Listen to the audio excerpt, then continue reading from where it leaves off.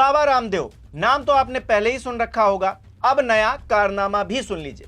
एक investigative report में दावा किया गया है कि सरकारी टेंडर हासिल करने के लिए बाबा रामदेव और उनके करीबी ने बड़ा झोल कर दिया है। जिस कंपनी को टेंडर मिला उसमें बालकृष्ण की बहुत बड़ी हिस्सेदारी है, जो टेंडर मिलने के बाद और ज्यादा बढ़ गई।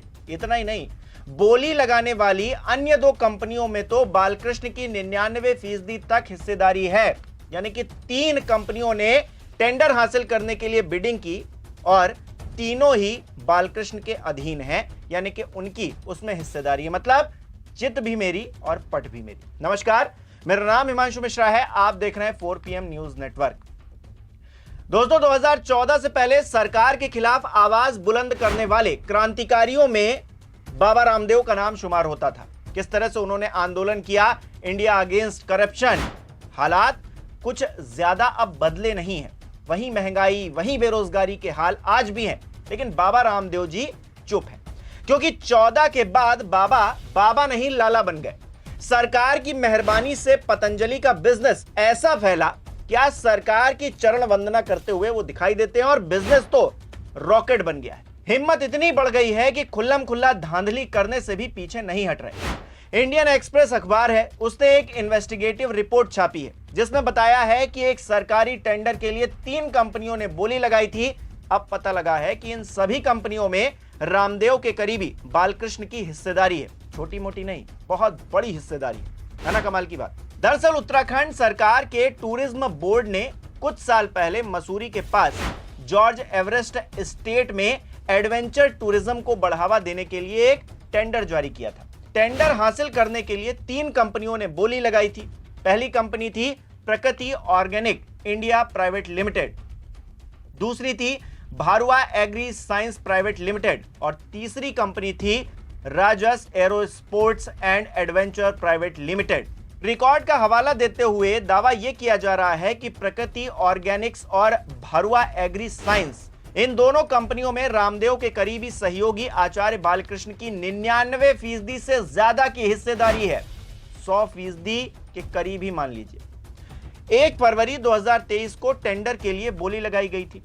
राजस एरो स्पोर्ट्स ने 1 करोड़ रुपए की बोली लगाई थी, जबकि भरवा एग्री साइंस ने 65 लाख रुपए की बोली लगाई और प्रकृति ऑर्गेनिक्स ने 51 लाख रुपए की बोली लगाई। अब जाहिर तौर पर सबसे ऊंची बोली राजस की तरफ से लगाई गई थी, तो फिर उसको टेंडर मिल गया। दावा किया गया कि चूंकि बाकी दोनों कंपनियां भी बालकृष्ण की ही थी, इसलिए बोली के दौरान जो प्रतिस्पर्धा होनी चाहिए थी वो नहीं हो पाई।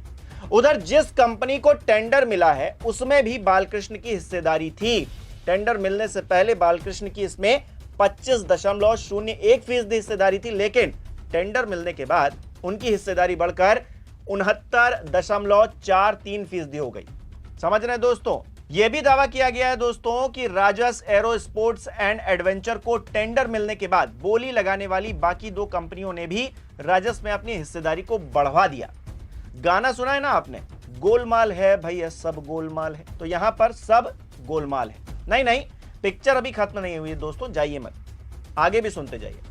4 कंपनियां Bharua agro solutions, Bharua solutions, fit India organic और पतंजलि रिवॉल्यूशन, ये सभी बालकृष्ण के स्वामित्व में आती हैं। इन्होंने मिलकर राजस एरो स्पोर्ट्स एंड एडवेंचर्स में 33.25% हिस्सेदारी हासिल की है। दावा किया गया है कि ये टेंडर नियमों का उल्लंघन करते हुए पाए गए हैं, क्योंकि बोली लगाने वाली कंपनियों को यह लिखित रूप से देना होता है कि वो आपस में साठगांठ करके टेंडर नहीं भर रही। लेकिन जब सैया भय कोतवाल तो डर काहे का।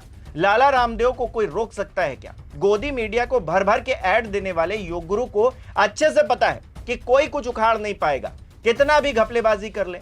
और इस खबर के सामने आने के बाद भी दोस्तों, मैं गारंटी से कह रहा हूं, कोई कार्रवाई नहीं होगी, कोई एक्शन नहीं होगा। और जिस तरह के बयानबाजी सामने आई है निकलकर, जिस तरह के रिएक्शंस आए हैं, उससे तो ये तय मान लीजिए, क्योंकि सत्ता के करीबी सिर्फ ईमानदार होते हैं, भ्रष्टाचारी दूसरे खेमे में होते हैं, ये परसेप्शन बना दिया गया है।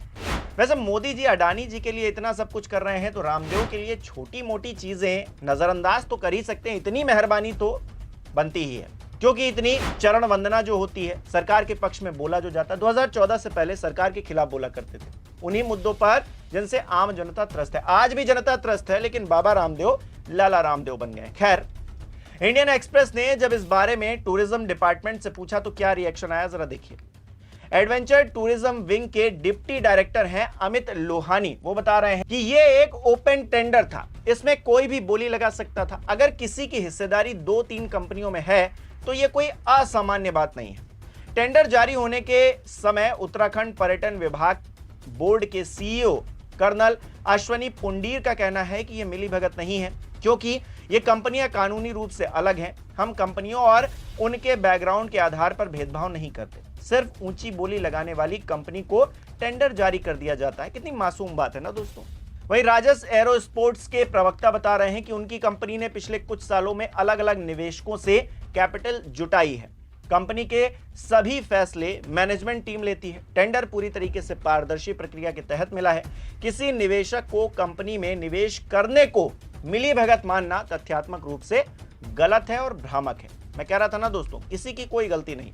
विनोद को भी समझ जाना चाहिए कि कुछ भी गलत नहीं हो रहा है, सब कुछ पारदर्शी है, सब कुछ सही ढंग से हो रहा है, कुछ भी गलत नहीं है। सवाल यह है कि क्या बाबा रामदेव के अलावा कोई और व्यक्ति होता तो उसे भी इसी तरीके से ग्रीन फ्लैग दे दिया जाता।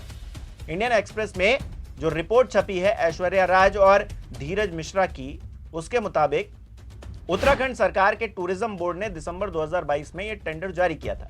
इसके तहत 142 एकड़ जमीन, जिसमें पार्किंग, रास्ते, helipad, wooden huts, cafe, 2 museum और एक ऑब्जर्वेटरी शामिल थी। ये सब सरकार ने पहले से ही बनवाया हुआ है। बस कंपनियों को करना इतना था कि इनका रखरखाव करना था। इसके लिए कंपनी की तरफ से सरकार को 1 करोड़ रुपए सालाना दिया जाएगा। मतलब 1 करोड़ रुपए दे दो और फिर 142 एकड़ जमीन पर जो भी मनमानी आए, जिस तरह से मन करे उस तरह से कमाई करो। टेंडर कैसे मिल गया है इस बात से कोई फर्क नहीं पड़ता, किसी को फर्क नहीं पड़ता, क्योंकि सरकार को 1 करोड़ रुपए मिल गए। अब भाई बल्ले बल्ले कीजिए। हालांकि उत्तराखंड सरकार की तरफ से राजस्व को दिया जाने वाला ये कोई पहला प्रोजेक्ट नहीं है। हाल ही में Uttarakhand civil aviation development authority ने राजस एरो स्पोर्ट्स को एक और प्रोजेक्ट दिया था। इसके तहत कंपनी को जॉली ग्रांट से मंसूरी के जॉर्ज एवरेस्ट स्टेट तक हेली शटल सर्विस देनी थी। मतलब क्या ही कहा जाए दोस्तों, पैसों की दुनिया है और पैसों की दुनिया के आगे गरीबों की दुनिया बहुत छोटी नजर आती है। अब क्योंकि बाबा रामदेव लाला रामदेव बन गए हैं तो ऐसे में उनके लिए कोई बड़ी बात नहीं है सरकारी टेंडर्स को हासिल करना, और वो कर भी रहे हैं। 1, 2, 3, 4 जितनी कंपनियों में मन आएगा उतनी कंपनियों में अपनी हिस्सेदारी रखेंगे और सारी कंपनियों को एक टेंडर के पीछे लगा देंगे।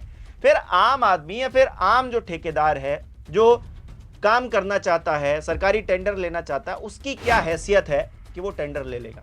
बाबा रामदेव जो कर रहे हैं वो अच्छा कर रहे हैं, सही कर रहे हैं, पारदर्शी तरीके से कर रहे हैं, ये साबित भी कर दिया गया है। अब आप ही कमेंट करके बताइए कि आप इसे किस तरह से देख रहे हैं, और ये जो बाबा रामदेव हैं उनके बारे में भी 2 शब्द जरूर लिखिएगा, क्योंकि 2014 से पहले यही बाबा रामदेव सरकार के खिलाफ हमारी और आपकी आवाज बनकर उभरे थे। लेकिन अब किसकी आवाज बने हुए हैं और क्या कर रहे हैं, जरा मुझे बताइए। इस वीडियो को लाइक कीजिए, शेयर कीजिए, और हमारे चैनल को सब्सक्राइब नहीं किया है तो वो भी जरूर कीजिए।